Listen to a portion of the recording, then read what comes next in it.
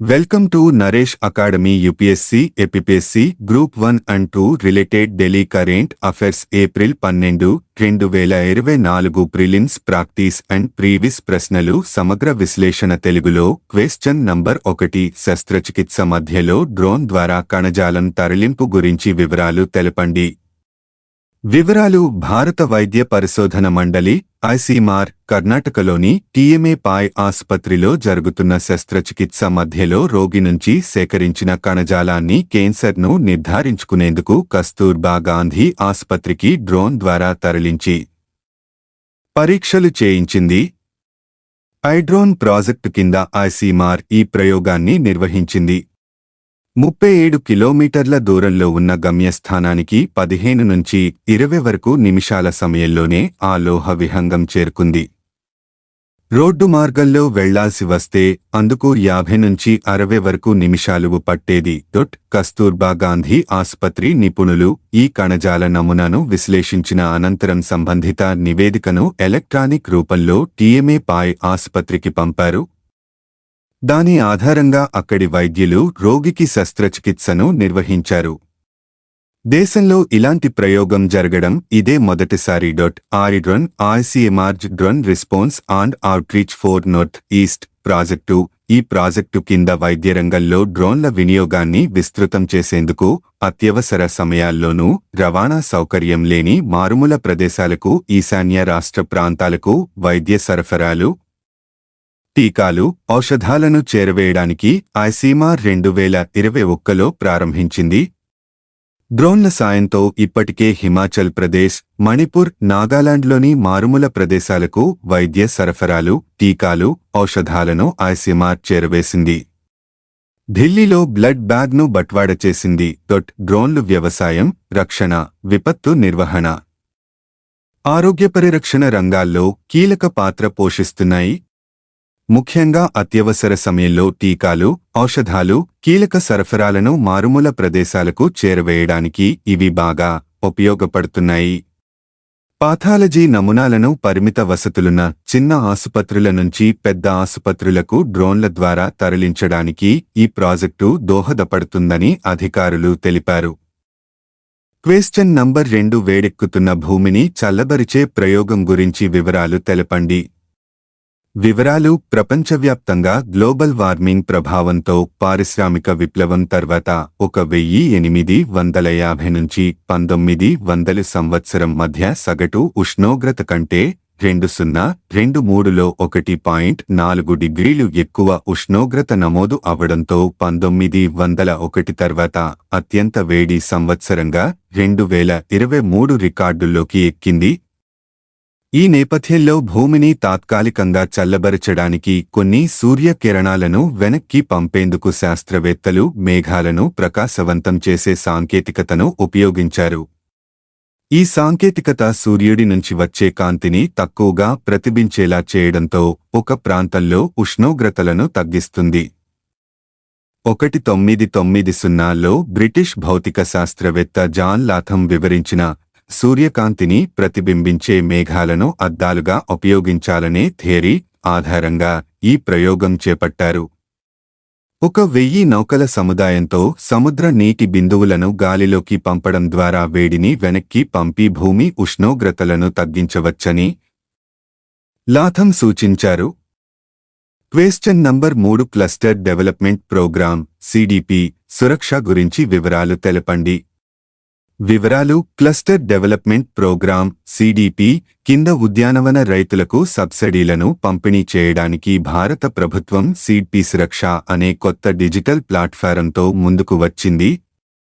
CDP సురక్ష platform గురించి unified resource allocation, knowledge మరియు secure horticulture assistance సురక్ష అనేది national payments corporation of India NPCA నుండి ఈ-రూపీ వోచర్ను ఉపయోగించడం ద్వారా రైతులకు వారి బ్యాంకు ఖాతాలో సబ్సిడీలను తక్షణమే పంపిణీ చేయడానికి అనుమతించే ఒక వేదిక. ఫీచర్లు తో డేటాబేస్ ఇంటిగ్రేషన్, నిక్ నుండి క్లౌడాధారిత సర్వర్ స్పేస్, ఓయిదాయి ధృవీకరణ, ఈఆర్యుపిఏ ఇంటిగ్రేషన్, స్థానిక ప్రభుత్వ directory AGD, content management system, geo tagging మరియు జియో ఫెన్సింగ్. పనిచేస్తోంది. ప్లాట్ఫారం రైతులు, విక్రేతలు, అమలు చేసే ఏజెన్సీలు, ఐఏ మరియు క్లస్టర్ డెవలప్మెంట్ ఏజెన్సీలు లు మరియు నేషనల్ హార్టికల్చర్ బోర్డ్ ఎన్ఏబి అధికారులను యాక్సెస్ చేయడానికి అనుమతిస్తుంది. ఒక రైతు వారి మొబైల్ నంబర్ని ఉపయోగించి లాగిన్ చేయవచ్చు మరియు వారి అవసరాల ఆధారంగా విత్తనాలు, మొక్కలు మరియు మొక్కలు వంటి మొక్కలను నాటడానికి ఆర్డర్ చేయవచ్చు. రైతు డిమాండ్ను పెంచిన తర్వాత నాటడం సామగ్రి ఖర్చులో తమ వాటాను అందించమని వ్యవస్థ వారిని అడుగుతుంది. ప్రభుత్వం చెల్లించే సబ్సిడీ మొత్తం ఆటోమేటిక్గా స్క్రీన్పై కనిపిస్తుంది. రైతు వారి సహకారం చెల్లించిన తర్వాత ఈరూపీ వోచర్ జనరేట్ చేయబడుతుంది. ఈ వోచర్ను విక్రేత అందుకుంటారు. అతను రైతుకు అవసరమైన నాటడం సామగ్రిని అందిస్తాడు. ఆర్డర్ చేసిన నాటడం సామగ్రిని రైతులకు డెలివరీ చేసిన తర్వాత వారు తమ పొలంలోని జియోట్యాగ్ చేయబడిన ఫోటోలు మరియు వీడియోల ద్వారా డెలివరీని ధృవీకరించాలి. ధృవీకరణ తర్వాత మాత్రమే ఈరూపీ వోచర్ కోసం విక్రేతకు డబ్బును విడుదల చేస్తుంది. విక్రేత పోర్టల్లో చెల్లింపు ఇన్వాయిస్ను అప్లోడ్ చేయాల్సి ఉంటుంది. అన్ని పత్రాలను సేకరించి సబ్సిడీ విడుదల కోసం వాటినితో పంచుకుంటుంది. ఆ తర్వాత సబ్సిడీ మాత్రమేకి విడుదల చేయబడుతుంది. క్వశ్చన్ నంబర్ 4 సింథటిక్ ప్లాస్టిక్కు ప్రత్యామ్నాయ బయోప్లాస్టిక్ గురించి వివరాలు తెలపండి. వివరాలు: పర్యావరణానికి హాని కలిగిస్తున్న సింథటిక్ ప్లాస్టిక్ వినియోగాన్ని తగ్గించేందుకు హైదరాబాద్లోని Indian Institute of chemical technology IICT synthetic plastic ప్రత్యామ్నాయంగా వ్యవసాయ వ్యర్థాలతో బయోపాలిమర్లను తయారు చేసిన ఆ సంస్థ తాజాగా కోడి ఈకలు, బొచ్చుతో బయోప్లాస్టిక్ను రూపొందించడంపై దృష్టి సారించింది. మెడికల్, ఆటోమొబైల్, ప్యాకేజింగ్ అవసరాలకు అనువుగా ఉండేలా దీన్ని తయారు చేసేందుకు కృషి చేస్తుంది. క్వశ్చన్ నంబర్ 5 కృత్రిమ సూర్యుడిని సృష్టించిన శాస్త్రవేత్తలు వివరాలు తెలపండి. వివరాలు: Korean Institute of Fusion Energy KFE లో కేస్టార్ దీనినే కృత్రిమ సూర్యుడు అని పిలుస్తారు. లో అణు సంలీయ ప్రక్రియ ద్వారా 48 సెకన్ల వ్యవధిలో 100 మిలియన్ డిగ్రీల సెల్సియస్ ఉష్ణోగ్రతను ఉత్పత్తి చేసి రికార్డు సృష్టించారు. ఇది సూర్యుడి మధ్యభాగంలో ఉండే 15 మిలియన్ డిగ్రీల సెల్సియస్ ఉష్ణోగ్రత కంటే దాదాపు 7 రెట్లు ఎక్కువ. ఇంతకుముందు 2021లో 30 సెకన్ల పాటు ఈ ఉష్ణోగ్రతను ఉత్పత్తి చేయగా ఆ రికార్డును ఇప్పుడు అధిగమించారు. ఈ ప్రయోగం Korean Institute of Fusion Energy KFE మరియు Korea Superconducting Tokamak Advanced Research star fusion reactor ఆధ్వర్యంలో జరిగింది. హైడ్రోజన్, హీలియం 2 పరమాణువులు కలిసిపోయి భారీ మొత్తంలో శక్తిని విడుదల చేయడానికి కలిసిపోతాయని, కార్బన్ వాయువు విడుదల లేకపోవడం వల్ల గ్లోబల్ వార్మింగ్ జరగదని, ఇది అందుబాటులోకి వస్తే చాలా సమస్యలు తీరనున్నాయి అని శాస్త్రవేత్తలు అంటున్నారు. ఈ కృత్రిమ సూర్యుని నుండి శక్తిని ఉత్పత్తి చేయడానికి ఒక పవర్ ప్లాంట్ను దక్షిణ కొరియా శాస్త్రవేత్తలు నిర్మించారు. క్వశ్చన్ నంబర్ 6 వైరల్ హెపటైటిస్ వల్ల ప్రాణాలు కోల్పోతున్న వారి సంఖ్య పెరుగుతోందని ప్రపంచ ఆరోగ్య సంస్థ WHO ఇటీవల హెచ్చరించింది. వివరాలు తెలపండి. వివరాలు: మరణాల విషయంలో ఇది క్షయవ్యాధి స్థాయిలో ఉందని పేర్కొంది. వైరల్ హెపటైటిస్తో 2019లో 11 లక్షల మంది చనిపోగా 2022లో ఇది 13 లక్షలకు చేరిందని వివరించింది. ఇందులో హెపటైటి బి వల్ల 83%, హెపటైటిస్ సి వల్ల 17% మంది బలవుతున్నారని పేర్కొంది. 3/2 కేసులు Bangladesh, China, Ethiopia, Bharat, Indonesia, Nigeria, Pakistan, Philippines, Russia, వియత్నాంలో నమోదవుతున్నాయని పేర్కొంది. ఈ దేశాల్లో వ్యాధి నివారణ, నిర్ధారణ, చికిత్సకు చర్యలు ముమ్మరం చేయాలని సూచించింది. హెపటైటిస్ అనగా కాలేయం వాపు వ్యాధి. ఇది వివిధ రకాల ఇన్ఫెక్షియస్ వైరస్లు మరియు నాన్ ఇన్ఫెక్షియస్ ఏజెంట్ల వల్ల సంభవిస్తుంది. ఇది అనేక రకాల ఆరోగ్య సమస్యలకు దారితీస్తుంది. వీటిలో కొన్ని ప్రాణాంతకం కావచ్చు. హెపటైటిస్ వైరస్లో A, B, C, D మరియు E రకాలు ఉన్నాయి. క్వశ్చన్ నంబర్ 7 2024 సంవత్సరానికి గాను ఇటీవల ఏప్రిల్ 10, 2024 విడుదలైన లండన్కు చెందిన ఉన్నత విద్యా విశ్లేషణల సంస్థ క్వాక్వారెల్లి సైమండ్స్ క్యూఎస్ వరల్డ్ యూనివర్సిటీ ర్యాంకుల జాబితా వెల్లడించింది. వివరాలు తెలపండి.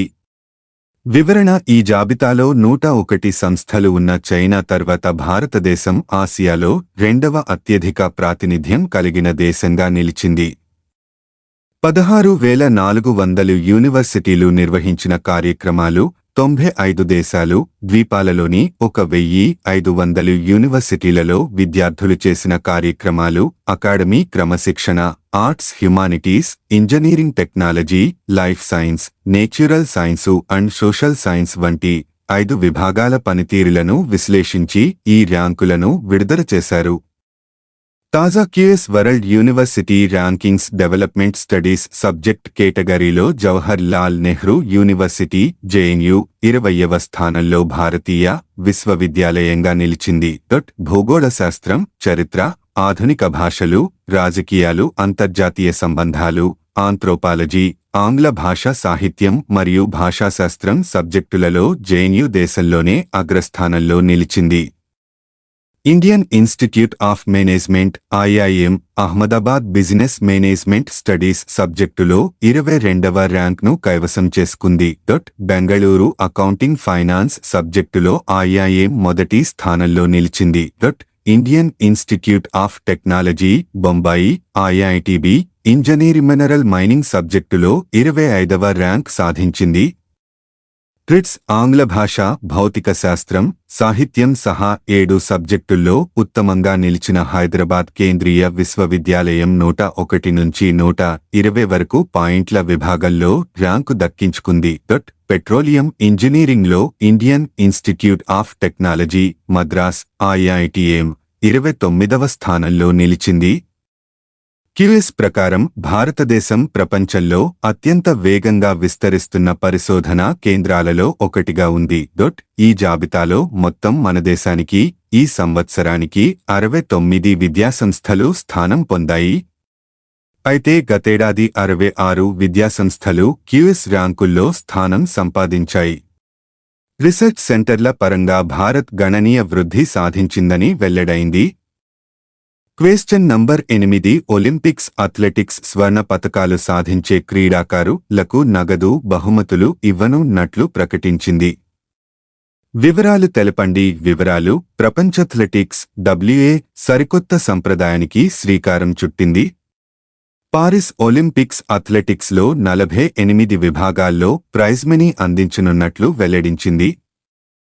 2028 లాస్ ఏంజెలెస్ ఒలింపిక్స్ నుంచి స్వర్ణంతో పాటు రజత, కాంస్య పతక విజేతలకు నగదు బహుమతులు ఇస్తామని పేర్కొంది.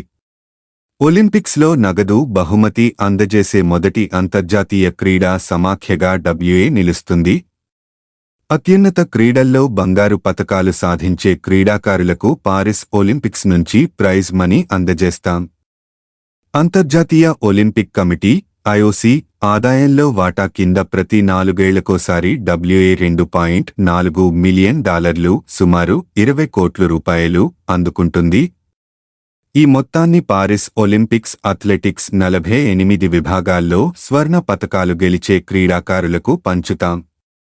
ఒక్కొక్కరికి $50,000 సుమారు రూపాయలు 41.60 లక్షలు ప్రైజ్ మనీగా ఇస్తాం అని WA పేర్కొంది.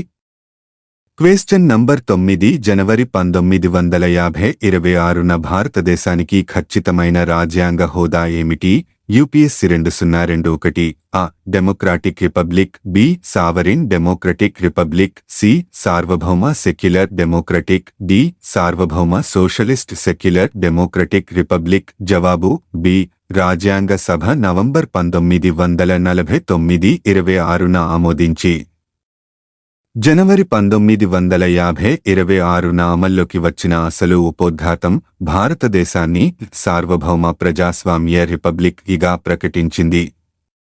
ఎమర్జెన్సీ సమయంలో అమలులోకి వచ్చిన 1976 42వ సవరణ ద్వారా ది సోషలిస్ట్ మరియు సెక్యులర్ అనే పదాలు చొప్పించబడ్డాయి.